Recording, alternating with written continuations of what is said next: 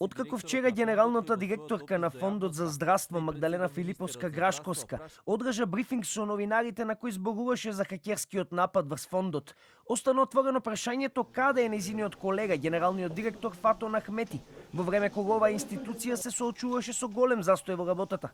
Грашковска рече дека Ахмети користи годишен одмор, но тој самиот на социјалните мрежи ја демантираше својата колешка, информирајќи ја јавноста дека се наоѓа во Соединетите Американски држави на покана на Стейт Департментот.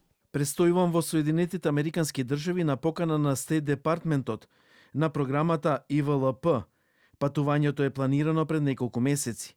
Не сум на годишен одмор во САД. За коректност кон институцијата во која действувам, го користам годишниот одмор, а не можноста за службено патување. Мојот престој во САД е целосно финансиран од Стейт Департментот. Ниту еден денар не е потрошен од државниот буџет. Од друга страна пак, опозицијата денеска обвинува дека Фатон е во политичка посета на САД како кадар на ДУИ, во време кога целиот систем на фондот е крахиран. Директорот Ахмети користи годишен одмор затоа што е во политичка посета, како кадар на ДУИ. Бидејќи неговата посета не е од позиција на директор, туку лична, и единствениот бенефит е неговото политичко надградување. На вчерашната средба со новинарите, Грашковска информираше дека за хибридниот напад врз фондот деталите ќе бидат познати откако ќе заврши истрагата на обвинителството.